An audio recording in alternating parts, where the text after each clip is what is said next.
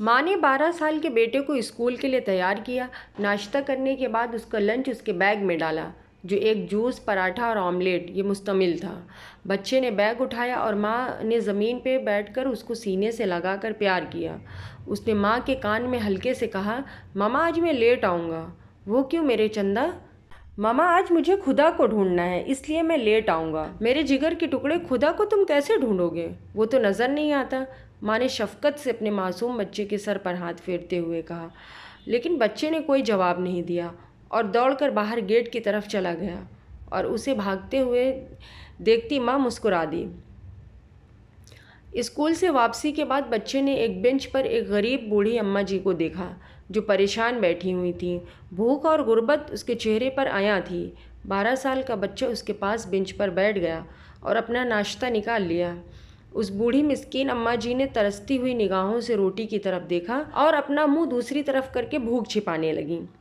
12 سال کے معصوم نونہال نے پراٹھے کو ہاتھ سے پکڑا اور کچھ سوچا، پھر اس نے پراٹھا اور آملیٹ بڑھا کر بوڑھی مسکین لاچار اور غریب اماں جی کی طرف بڑھا دی۔ ڈوبتے کو تنکا کا سہارا ہی بہت ہوتا ہے۔ بوڑھی اماں جی نے مسکراتے ہوئے وہ قبول کر لیا۔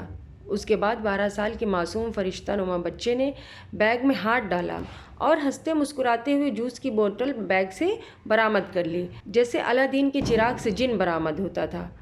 اس نے ننھے ہاتھوں سے پورا زور لگا کر جوس کا ڈھکن کھولا اور بڑھا کر اس مسکین عورت کو مسکراتے ہوئے دیکھا۔ بوڑھی عورت بھوکی بھی تھی اور پیاس کی ستائی ہوئی بھی تھی۔ اس نے ایک ہی سانس میں سارا جوس پی لیا۔ کھانا کھاتے ہوئے بوڑھی اماں بچے کو دیکھتی اور بچہ بوڑھی کو، دونوں ایک دوسرے کو دیکھ کر مسکراتے۔ کھانا کھانے کے بعد بچے نے اپنا بیگ اٹھایا اور گھر کی طرف چلتا بنا۔ گھر پہنچ کر دروازے پہ گھنٹی بجائی تو ماں نے مسکراتے ہوئے اس کو باہوں میں بھر لیا۔ ماں نے اس کے گال پہ پیار کیا اور پوچھا، میرے لال کو آج خدا ملا کہ نہیں؟ ہاں ماما، خدا ایک عورت ہے، وہ بہت اچھی ہے، اور جب وہ مسکراتی ہے تو آپ کی طرح لگتی ہے، بلکہ خدا کی مسکراہٹ تو آپ سے بھی بہت اچھی ہے۔ دوسری طرف بوڑھی اماں بھی شکم شیر ہو کر بینچ سے اٹھیں اور اپنی راہ چلتی بنیں۔ بوڑھی اماں چلتے ہوئے کافی تھک گئی تھیں تو وہ ایک جگہ بیٹھ گئیں جہاں مزید ایک عورت بیٹھی ہوئی تھی۔ بوڑھی اماں کافی خوش تھیں اور مسکرا رہی تھیں۔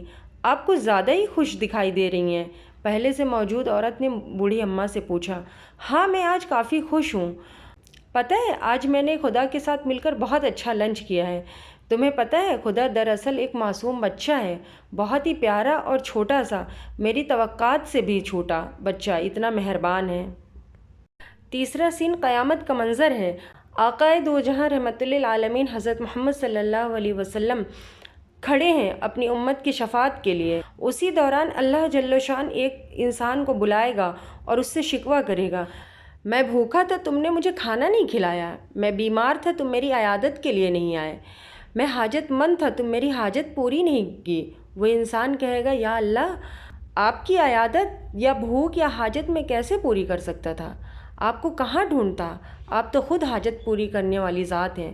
اللہ فرمائے گا، میرا فلاں بندہ بیمار تھا تو اس کی عیادت کرتا تو مجھے وہاں پاتا، میرا فلاں بندہ بھوکا تھا تو اس کو کھانا کھلاتا تو مجھے وہاں پاتا، میرا فلاں بندہ حاجت مند تھا، تم نے اس کی حاجت پوری کی ہوتی تو تم مجھے وہاں اس کے پاس پاتے، تم نے مجھے کبھی ڈھونڈنے کی کوشش ہی نہیں کی، میں تم سے بہت ناراض ہوں۔ اس بارے میں ضرور سوچیں کہ آپ کا رویہ کیسا ہے دوسروں کے ساتھ ان کے ضرورت کے وقت۔ مزہ تب ہے جب آپ خود مجبور ہو کر بھی کسی کی مدد کریں۔